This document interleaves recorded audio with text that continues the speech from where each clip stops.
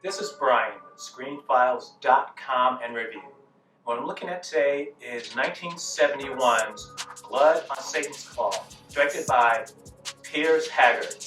And for me, this is a formative horror movie, which is to say, I saw it relatively early in life, probably around 12 or 13 years old, and it scared the bejesus out of me. Looking at it sometime later, what I'm curious about is if it holds any of the narrative power, the power to scare, that it originally did however many years ago. And I have to admit, it doesn't.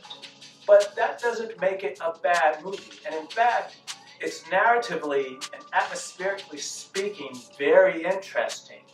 It's just too much time has passed since I first saw it. And at this point, what was once novel now holds no surprise or mystery to me.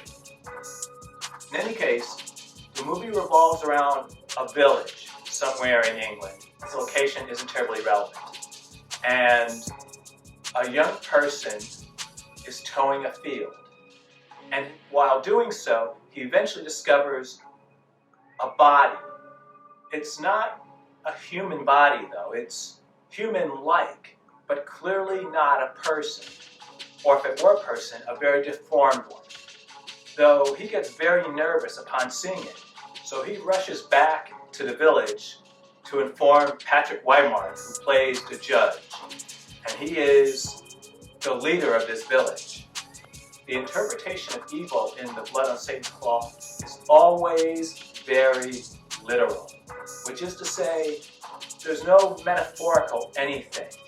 It's not people imagining something, people being swayed by paranoia or fear. There is something actually going on. And so, Patrick Wymark's judge takes the role of essentially a witch hunter now, and he's leading the villagers, complete with torches, to find these young people who have formed this odd cult. It's a very engaging movie. It's well shot. The music is actually really good. And it's very atmospheric. As I mentioned earlier, though, it's not, at least for me, very scary. Though I think it's a good jumping off point for young people who are into horror and haven't seen very many horror films. It's not terribly gory, but it is very, as I said, atmospheric and tense at times, and it works really well. If you haven't seen Blood on Satan's Claw, it's currently on Tubi. It's worth seeing as an artifact, a reminder of the way horror used to be. This is Brian with ScreenFiles.com and Review. Do you agree, disagree? Let me know down below. And as usual, consider a like or a follow.